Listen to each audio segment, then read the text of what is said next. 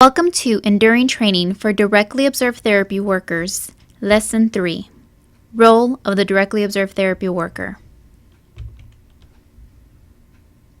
The learning objectives for this lesson are to identify characteristics specific to the role of the Directly Observed Therapy Worker, to provide patient-centered care to the patient by attending to the medical and social needs of the patient, and implementing the prescribed interventions.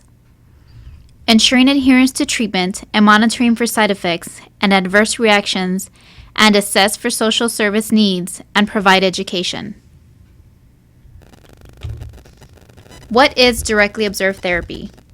According to the MMWR Treatment of Tuberculosis Guidelines, DOT is defined as providing the anti-tuberculosis drugs directly to the patient and watching as he or she swallows the medications. This is a preferred core management strategy for all patients with tuberculosis. To simplify that, DOT is the supervised swallowing of anti-TB medications by a healthcare worker or other designated non-family member individual. It is the most effective treatment adherence strategy that we have, and it is the standard of care, the gold standard. This is a simplified definition of DOT, and I think that the definition certainly describes the goal of DOT, but so much more could be said about the role, the very important role of the DOT worker. So why DOT? We use DOT because there's greater completion rates with the use of DOT. It is the most effective treatment strategy currently available to us. In Lesson 1, I showed a slide with a graph showing how the number of patients being treated by DOT has been increasing and the number of patients on DOT completing treatment within 1 year are also on the rise, highlighting the effectiveness of DOT. So DOT works. DOT allows us to detect adverse reactions sooner. It allows us to constantly provide education to the patient on adverse reactions, some of which are visible. So the patient may be saying that they're not experiencing any problems, but you can look at them and you can see their faces or the whites of their eyes are yellow, but the patient's saying they're totally fine. DOT allows us to detect if a patient is not willing to take their medications for any reason and make any necessary adjustments to the treatment strategy. Patients on DOT also have quicker conversion rates. They're most likely because medication is being taken as prescribed. So we're seeing that they're feeling well sooner, and the thought behind that is they're feeling well because they're taking their medication like they're supposed to be. Who can provide DOT services? A trained public health agent such as a nurse, outreach worker, contact investigator, even administration staff can provide DOT as long as they have training on how to do so. A trained designee such as a school nurse, an employee health nurse, a correctional health nurse, or contracted agencies can provide DOT to patients. With dwindling resources, more and more programs are starting to cross-train their staff, which means that people are being asked to serve in roles that they typically are out of their scope. This is happening across the board nationally, from small programs to big programs. If you remember my personal experience, I was a contact investigator and have no medical background, but I was asked to do DOT because there just wasn't anybody else. And this is happening everywhere.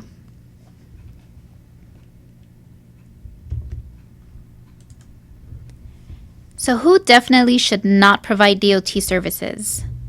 Family members to the patient should not ever provide DOT services to the patient.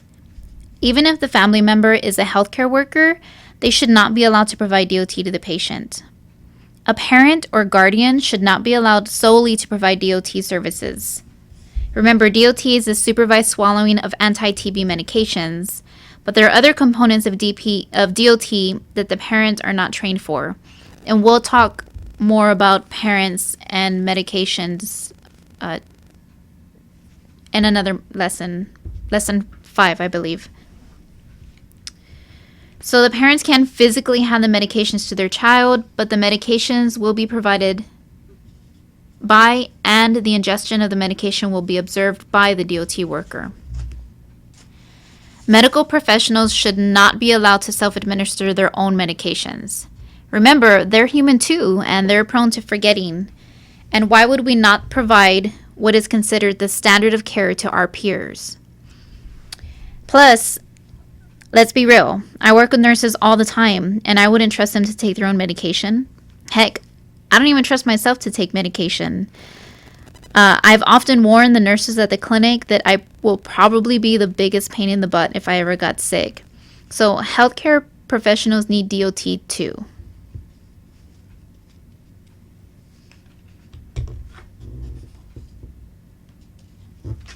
Who should receive DOT? Patients with TB disease should receive treatment via directly observed therapy. Patients receiving intermittent therapy should definitely be on DOT. High priority patients, such as a person with unstable housing, persons who abuse alcohol or illicit drugs, persons unable to take medications on their own, children and adolescents, persons with a history of non-adherence.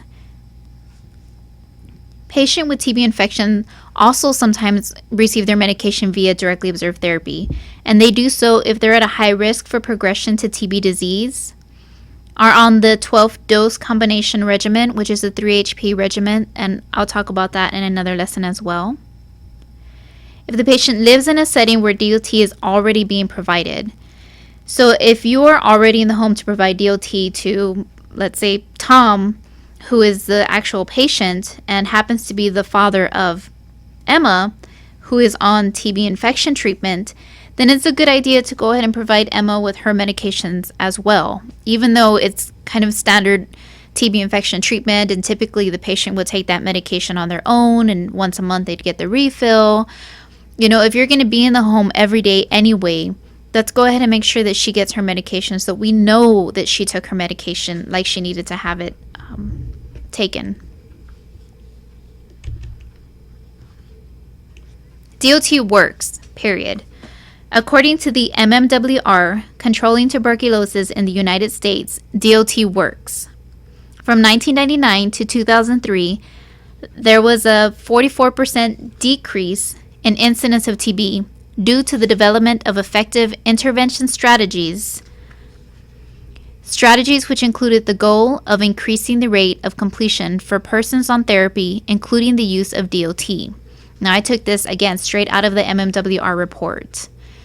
Persons who received DOT along or in combination with self-observed therapy marked an increase in treatment completion from 38% to 78%. And completion of therapy within 1 year from 63% to 80%. So 40% more patients were completing treatment because of DOT, and 17% were doing it in less than a year, again because of DOT, which is a huge improvement. I went ahead and put this picture here of the guidelines that I pulled this information from. Really, the MMWR guidelines, and I should have explained this earlier, but the MMWR guidelines give recommendations on every aspect of tuberculosis. Some reasons why patients don't take their medications, because sometimes patients don't want to take their medications. They may not feel sick anymore, and that's with any antibiotic. Anytime we have any reason for taking medication, we feel better, but we need to complete the medication as prescribed. Lack of knowledge about TB. Patients just may not be motivated. They may be forgetful. There may be a language barrier. Maybe the patient doesn't have a full understanding of what was expected of them. The medication side effects are pretty harsh. In terms of TB infection, they're taking medication that's causing them to feel sick when they didn't feel sick to begin with. And with TB disease, some patients, when you're not feeling well to begin with, and then you're taking medication that makes you feel even worse, that's a barrier. Then you do start feeling better, and you don't take medication for a few days, whether it's the weekend or whatever happens, and you notice that you feel better because you didn't take the medication. It's kind of hard to stick with it. Patient may be confused about what pills to take. So if there's a regimen change, that may throw off the patient and they may start questioning why they're taking what they're taking. Is it really necessary? The patient just may have other things to do. They do have a life. Our careers are focused around tuberculosis, so everything we do is TB centered in our professional world, but this isn't the case for the patients. They have to work too. They, may have other priorities like, drug use, and taking medication is hindering that. And really, this list could go on and on. I mean, there's really a variety of different reasons why people don't take their medication. So we refer to these as barriers to treatment or competing priorities. Again, they're not specific to any one patient, and this list is certainly not exhaustive. So basically, again, there's a lot of reasons why people don't take their medication, which again emphasizes the importance of the role of the DOT worker. So because of all these reasons, it's really important for the DOT worker to be involved and provide the medication to eliminate some of these barriers. Actually, it eliminates a lot of barriers. Where are DOT services provided? In the clinic, TB or otherwise. Most of the time, DOT will be provided to the patient in the field, which is basically wherever the patient's at. Patients will receive their medications at home, at work, at school, on the street corner, at the library, really anywhere. I have literally given a patient their medication from my car parked behind a dumpster. They can have it anywhere, On a side note, be sure to always have your ID on you in case a very nice police officer ever asks what you're doing, distributing medications from outside of your car. And it can happen really at any time. I've not experienced this myself, but I've heard another outreach worker talk about a time when he went to give medications in a home that actually happened to be the home of a known drug dealer, and then the house was raided while they were there. So just a little side note, it's always good to have all your ducks in a row when you go out for a visit.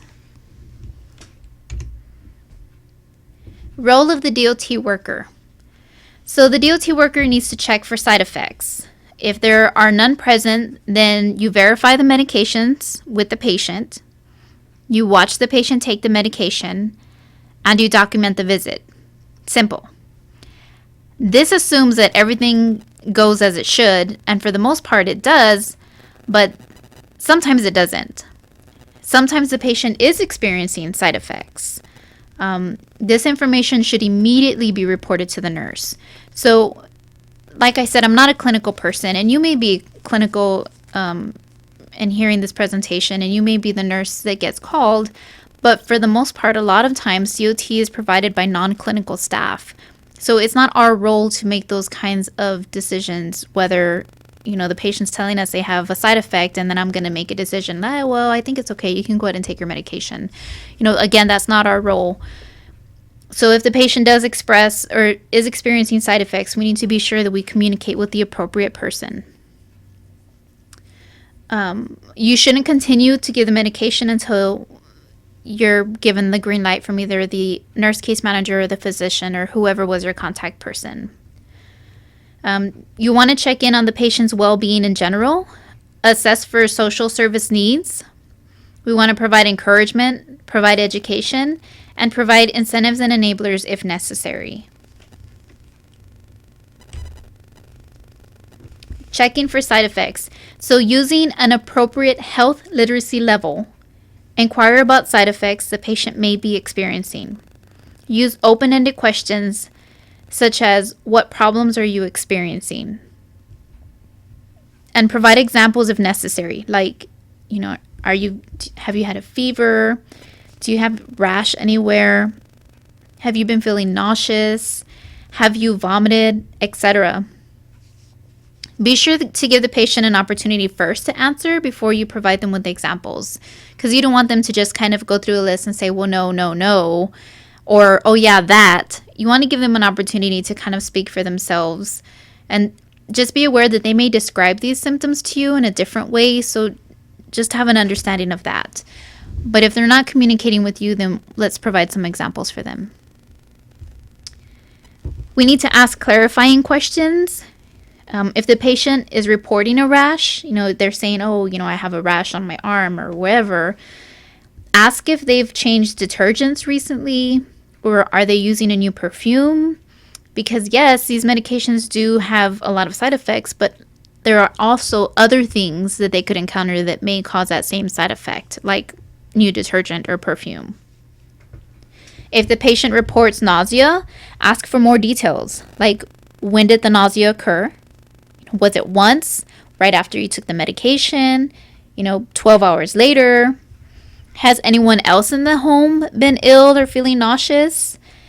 If the patient reports vomiting, ask when did this occur?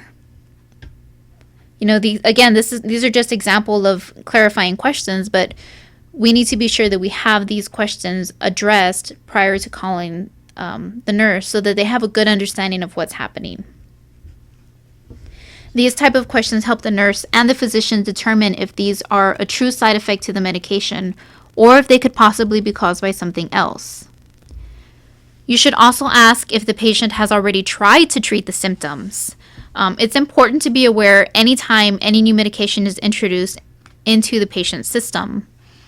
I had a patient one time who had a rash on his legs, and he rubbed his legs with vodka for the rash.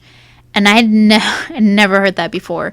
But, sometimes some things happen, whether it's a rash or you feel nauseous, and they may not necessarily associate it with the medications, and they may attempt to self-medicate on their own. And some medications may change the effect of the medications we're giving them, so we need to be aware of everything they put into their mouths.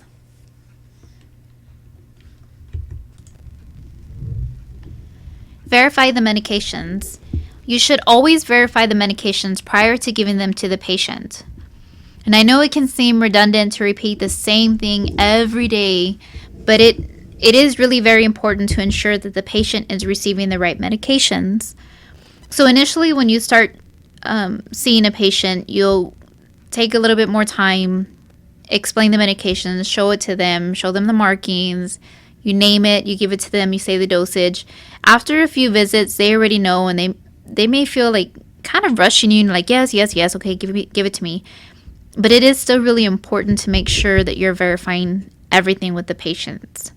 The process of preparing the medications vary from clinic to clinic, but regardless, if the dosage is being packaged by a nurse at the clinic or by a machine in the pharmacy, there is always a chance for error. So you definitely want to be sure that you're verifying anything that the patient is taking.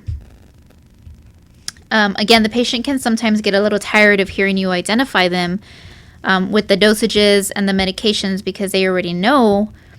But again, accidents can happen. And if the patient does get, like, yes, I know, and they may kind of get a little tired of it, it's important to just kind of touch base with them and explain to them again that it's just really important to make sure that they're taking the right medication, and this is to protect them from receiving any inaccurate dosages. If the medication cannot, for any reason, be verified, the medications should not be given to the patient. Be sure to notate in the patient's record that the medications were not given and why they were not given.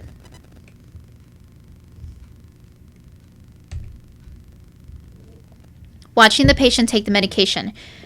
Remember, the DOT is the supervised swallowing of medications. The patient must be observed at all times once they are handed the medications until you actually see them swallow. So be sure that the patient has already prepared everything that they're going to need to have to take their medications. So if they want neither water or juice or whatever it is that they take to take their medication, they want to take a snack, if they want a pill cutter, their crushers, or anything else that they need, make sure that they've already pulled all of that out and that they have it in front of you prior to you giving them the medications. There should be absolutely no reason for the patient to leave the room once you've handed them their medications.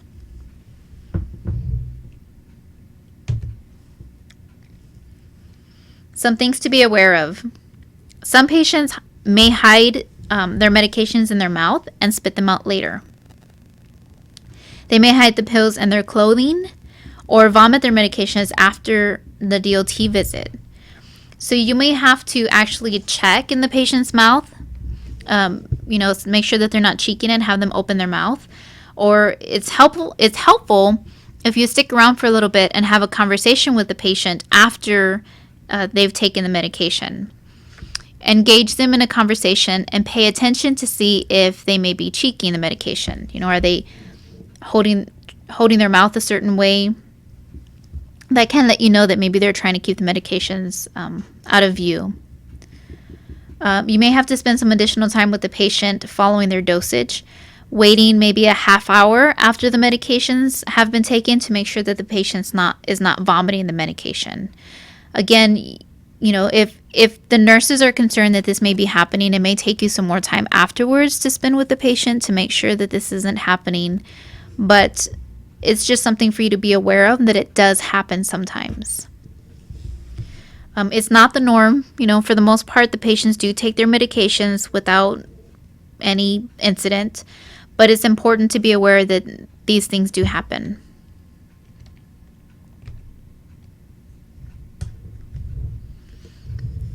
Document the visit. Be sure to document whether or not the medication was given.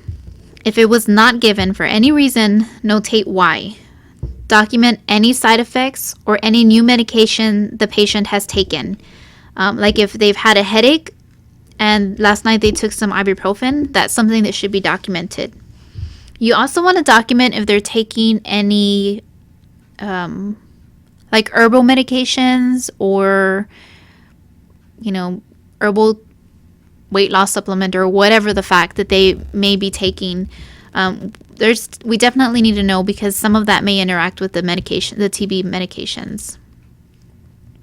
Also, be sure to notate that you had a conversation with the nurse about any side effect or medication and was instructed to proceed with DOT. So if the patient did identify that they've been having some side effects, and you call into the nurse case manager and you let her know, the patient says they are feeling nauseous, but there was no vomiting, and the nurse instructs you to go ahead and give them the medication anyway, notate that in your DOT log. The documentation can be made via a progress note on your program standardized form. So you may have a standardized form that your program asks for you to use. So be sure to familiarize yourself with your program's policy on documentation. Aside from medical information to be documented, it's also important to note additional and relevant information, like any changes to schedule appointments or tendencies of the patient. For example, if the patient likes to take one pill at a time in a particular order, or if the patient likes to have a light snack prior to taking medications, that's something that should be noted in the patient's DOT form or whatever approved progress note your office has, your office requires. This is very helpful in the event that you can't do a DOT visit and haven't had the opportunity to introduce anyone else into the home. Someone can easily just read your note and know, the patient likes to get their medications one pill at a time and prefers to take capsules first or capsules last or whatever the case may be. So here are a few sample DOT forms that are specific to just DOT. I know the Kansas visit is more a monthly one when the patient comes in for their monthly visit, but it kind of gives you a good idea of the kind of questions that are going to be asked. Oklahoma looks like it's tracking just, the day that it actually was done. The Texas one, it's a little bit more in depth, and there are some other programs that do have them like this that break out the symptoms specifically, and there's a place for you to put a lot of information. And then there's actually a place on this form for the patient to sign every day that they took their medications.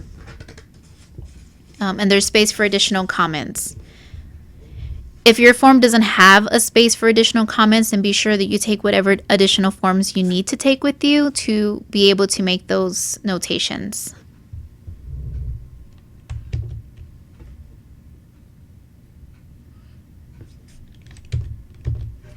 Checking in on the patient's well-being. So providing a welfare check, this isn't anything that needs to be formalized. You're not necessarily conducting a welfare visit on behalf of the state. You're really just checking in to see if the patient has some basic services.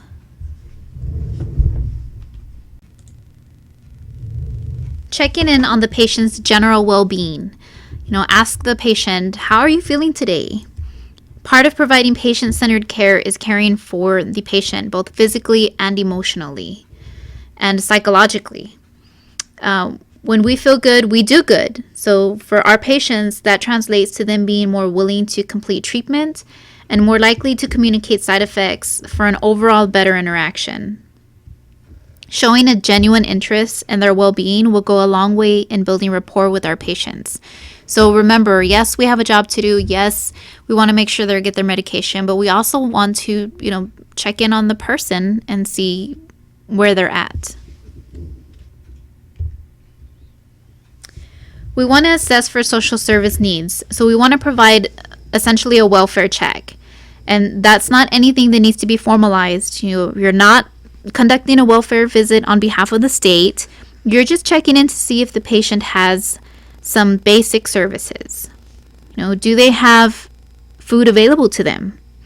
Does the patient have housing, or are they at risk of losing their housing?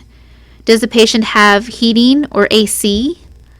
Does the patient have a support system in place? Is their family accepting of their diagnosis and helping them through this, or has their family basically alienated them?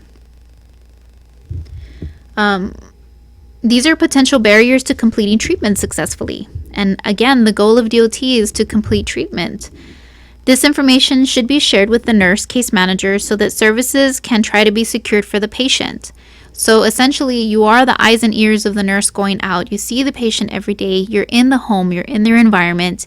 If you see something that could be helpful to the patient, communicate that with the nurse case manager.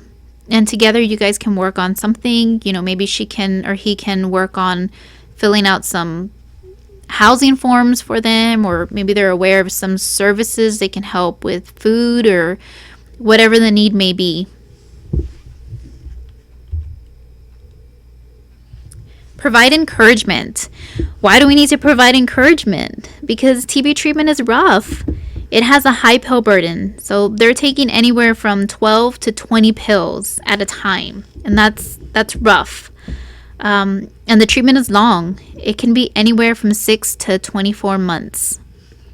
The side effects of the medication also are very harsh. So, how they need encouragement. But how? How do we provide encouragement? Positive reinforcement. Be positive. Tell the patient often that they're doing great. Celebrate successes. So when the patient is released from isolation, that's a big milestone, and that should be celebrated. Remind them, because they're taking their medication, they have been released from isolation. You don't have to throw a party or anything. Just congratulate them on their success. You could do a progress chart for patients who are struggling, something visual to show them that they're doing well. You could even place, kind of those pebble jars in the home. So, if you need a total of 120 doses left, you can put 120 pebbles in one jar and then another empty jar. Every time they take a dose, have them move one pebble from one jar into the next. Just something to visually encourage them through treatment. Lots of people do stuff like that when they're trying to lose weight, for 1 pound to 1 pound to show them their progress. And this is a battle as well. Celebrate when the initial phase is complete. That's another type of milestone that can be acknowledged. And continuously tell them that they're doing a great job. Don't say, however, I know what you're going through. Unless you're a TB survivor, you actually don't know what they're going through. So, you want to be empathetic, but you don't want to say, I know exactly how you feel, because you don't. We want to provide education. A TB diagnosis can be overwhelming. Patients are receiving a lot of information from a variety of sources, And it's important to work with the patient at every step to provide education and often correct any misconception the patient may have.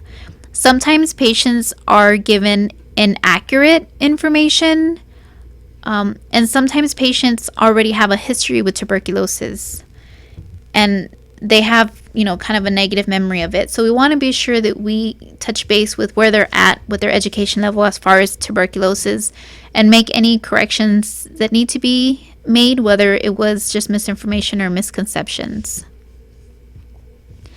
As your role as a DOT worker, you will continuously explain infectiousness, isolation, treatment, medications. The patients are going to look to you for answers.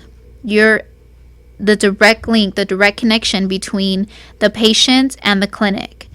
So you're the one that the patient sees every day. So when they have a question, they're going to ask you. They're not going to wait until next month when they go and see the nurse. So although it's important for you to have some base knowledge in TB, you don't by any means have to be a TB expert. You just have to be a good listener and know who to ask when you do get a question that needs answering. Be sure to provide education to the patient because it empowers them to make informed decisions. Take medications as prescribed is important. We know that. We know what happens if they don't take their medication. So rather than telling them they have to take their medication, provide them with education as to the benefits of taking their medications as prescribed and the consequences if they don't. Education should be provided in the patient's primary language. At the person's literacy level and at the patient's health literacy level. It should be provided continuously and from a reliable source. So to expand a little bit on the difference between literacy and health literacy, literacy is reading comprehension level. Health literacy is the level of understanding of health-related information by the individual. So they're different. You can have a patient who's highly educated with a high literacy level, but not have a good understanding of medical procedures or processes that essentially has a low health literacy level. So we're not going to give each patient a test to assess either what their level is, their reading level is, or health literacy level is. So you're going to have to look for some cues that they're not understanding, like maybe repeating a question that you just answered, or really those nonverbal communications where they're looking at you and you can just tell that they're totally lost or not understanding what's being said. If you're not sure if the patient is understanding what you're saying, you can always ask them to repeat what you said.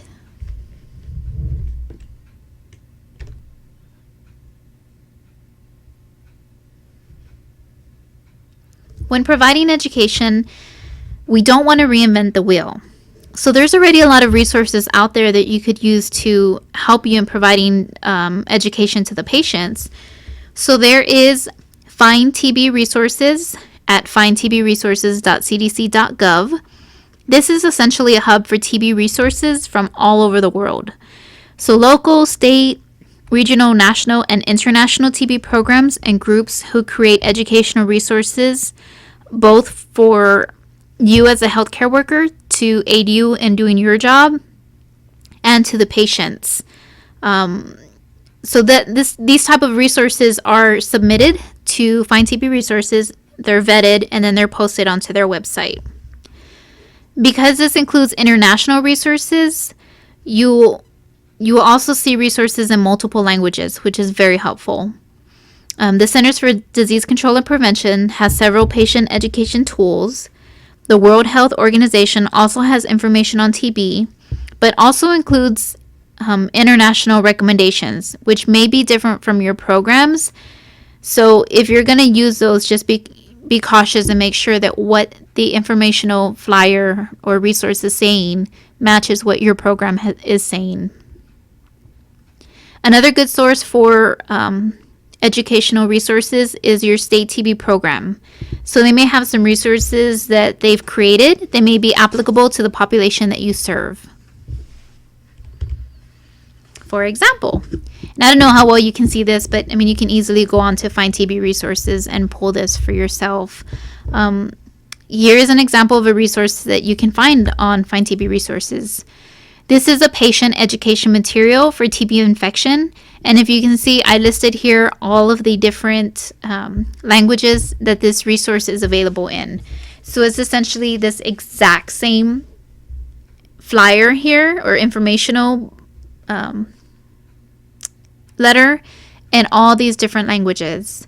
So if you have the need, you want to help provide education, you don't have to develop it on your own. You can just go in here and print out a PDF copy of it.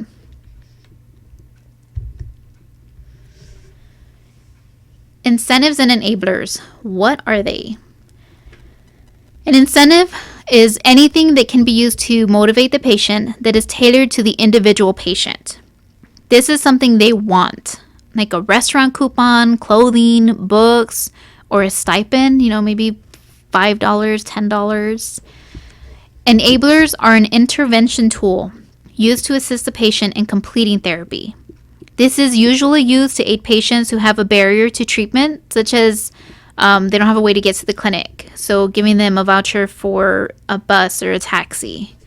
Providing convenient clinic hours. So you have a patient who wants to come in and wants to take their medication, but can only be there at 6:30, but your clinic closes at 4. So maybe adjusting your clinic schedule for, when the patient visits.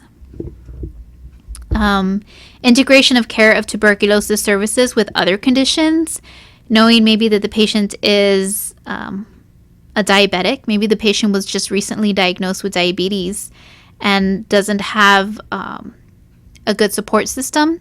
You could help by securing or, kind of introducing them to different organizations that are diabetic friendly, that have support groups, or you can hook them up with classes to help them learn how to care for themselves, how to cook for themselves, and things like that.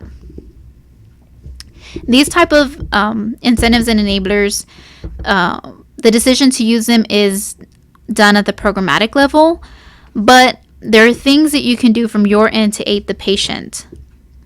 For one, you can suggest appropriate incentives and enablers. Again, you know the patient and you know their needs more than anyone else because you see them every day. You're in the home every day. You can observe the kind of needs that the patient may have. Something else that you can do that's super easy is you can be on time, be polite, and be helpful. So just because the patient is under home isolation and you know that they're not going anywhere, that doesn't give you the okay to show up whenever you want. If you make an appointment at 10 o'clock, be there at 10 o'clock.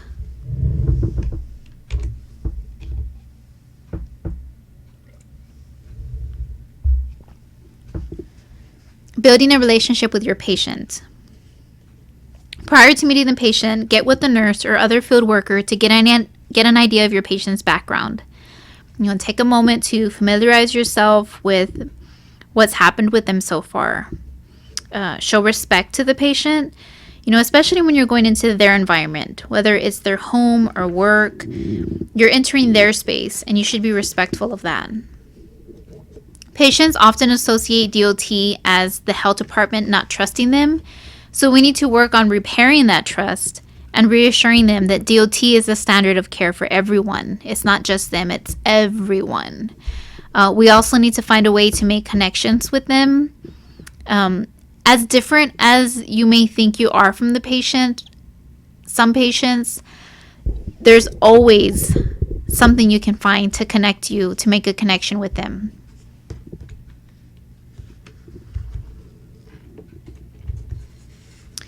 Who are your TB patients? What's their general age? What's their race and ethnicity? What's their socioeconomic status? Are they an immigrant or a recent refugee? Do you know their status? What's their education level? What's their occupation? Their housing status? What other diseases do they have? Their gender?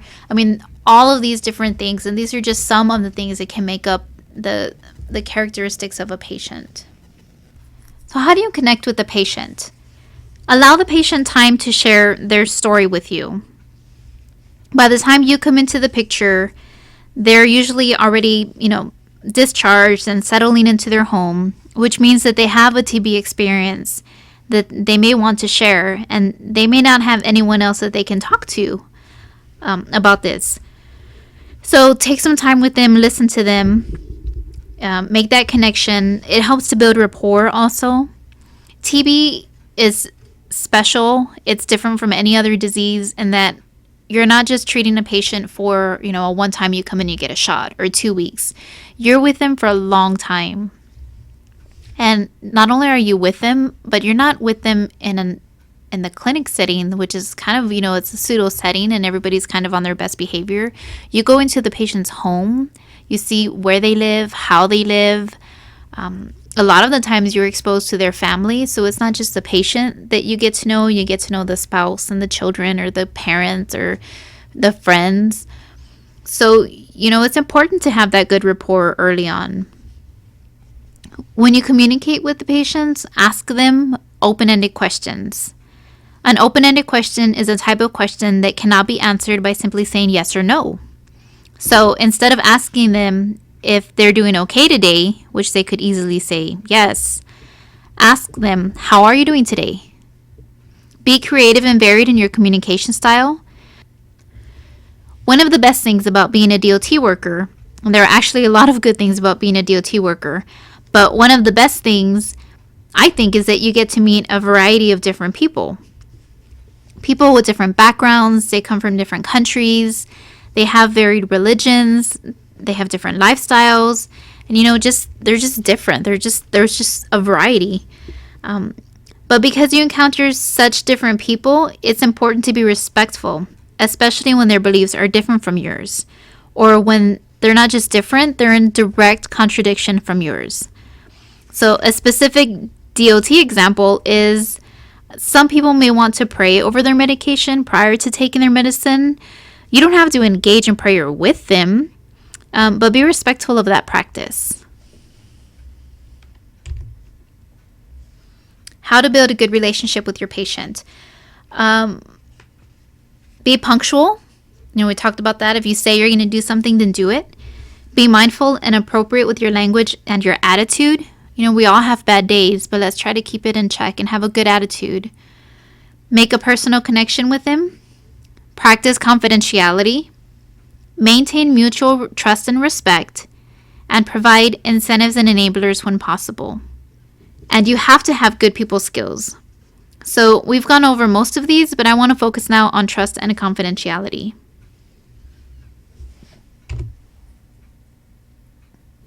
Confidentiality is an important aspect of the trust in a relationship.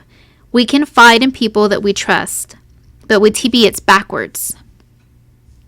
We are made aware of confidential information before we're even granted trust from the patient, and it's important to maintain that confidentiality so that we can build the trust. You'll see the patient daily, oftentimes in the patient's home. You will actually be able to see the patient's comfort level with you increase as time passes. It happens pretty subtly that you may miss it yourself, but when you first visit the patient into their home, they will, for the most part, treat you like a guest. They'll ask you to come in, sit down, they'll offer you something to drink. But the more comfortable they become with you, they're just like, whatever, here you are again. You can sit if you want, you don't have to sit down, whatever. Initially, though, the patient may still be feeling sick, and with the limitations that they have being given, can feel vulnerable. So put yourself in their shoes. Consider, what would you feel like if you had someone coming into your home every day? Tips for building trust. Have clear communication. Be sure that you and the patient are on the same page about the visit. Make sure that you have agreed on a time, the place, the activity of each visit. Avoid criticizing the patient's behavior and suggest behaviors respectfully. For example, I had a patient that drank like a fish, and I don't mean water. I didn't get after him and treat him like a child. I didn't try to shame him into better behavior. He was an adult and he was going to do whatever he wanted to do. And that was it. I would just tell him, your body's working really hard to fight this disease and your drinking is making it more challenging for your body. And it could actually cause him to become even more ill. I explained to him that we had to keep a really good eye on his liver because the alcohol and the medications were really putting it to work. I reminded him how important it was for him to let me know what and how much he was drinking, that I would prefer he not be drinking, but that if he was going to, I really needed to know about it. Initially, he swore up and down that all the beer cans in his yard were from his friend that would come and visit. He swore up and down that he didn't drink, but the more comfortable he became with me, the more he began to open up, and then he told me about the parties that he had when he had been drinking, which happened literally almost every night. This information is very important to the nurses and the doctors that are treating the patients because they may have to make changes to the regimen and they may have to do labs more often on the patients to make sure that their liver is tolerating everything okay. So the takeaway here is that if you criticize and make the patients feel shameful about their behavior, then they're not going to open up and be trusting and share that behavior with you. You may be missing some very important information that you're going to need to treat the patient. We're not here to judge anyone or anyone's lifestyles. We're here to provide a very important public health service. So be on time, be consistent. I said earlier that punctuality was a type of enabler, which it is, but it also shows respect for the patient, which aids in building trust. So be there when you say you're going to be there. Do what you say you're going to do. Be careful not to make promises that you can't keep. Be careful also to be sure that there's a mutual understanding so that we never get into a disagreement about what was said. Be sure to protect the patient's confidentiality at all times. Do not get too comfortable with yourself that you become lax with your information. Protecting confidentiality. Confirm the patient's identity at the first encounter. Ideally, you'll have the opportunity to meet the patient at the hospital or the clinic, but oftentimes that's not the case. You should, however, get a physical description of the patient from someone in the office who has worked with the patient. When setting up the appointment with the patient, get a description of their home. Don't discuss the patient with anyone without their permission, including families, including the mother of an 18-year-old who still lives at home with their mom and dad. Okay? Remember that they are legal adults and are entitled to protection of medical information. So I've had this happen to me a few times where the mother is demanding to know. If their 18-year-old kid doesn't sign a release or grant permission for us to share this information with mom, then we can't do anything. Be discreet when making your visits. Some programs allow DOT workers to go to the patient's home in their personal vehicles, so it's not marked, health department or anything. For those that have to take a marked vehicle, you may be able to park, a few houses down and walk to the patient's house so you're not parked right in front of the patient's house. Maybe there's a time of day that there's less traffic in the neighborhood that would work to schedule a visit. If you show up for a scheduled visit and the patient is not home and you need to leave a message for the patient, put the message in a sealed envelope addressed to the patient and marked confidential. Now, be sure that envelope doesn't say TB Clinic on it. Protecting confidentiality. Never leave confidential information on an answering machine others can access. Never leave confidential information with a neighbor or a friend. And never discuss any patient's condition when gathering information on their whereabouts. What happens if medication is not taken correctly? So shifting gears a little bit, let's talk about what happens if the patient doesn't take their medication correctly. The patient may develop drug-resistant tuberculosis, or MDR, which is harder and more expensive to treat. The patient may have a prolonged infectious period, which means that there's a potential for the patient to continue to expose people in the community. There is a potential for irreversible organ damage and potential death. Let's talk about what DOT is not. DOT is not a delivery service. So do not leave the medications with the patient to self-administer. Do not leave TB medications at the bedside of a hospitalized patient. Do not give the patient the medication to go about filling out your forms without observing them swallowing the medications. DOT is not a waste of time. It's been proven very effective. We talked about this earlier.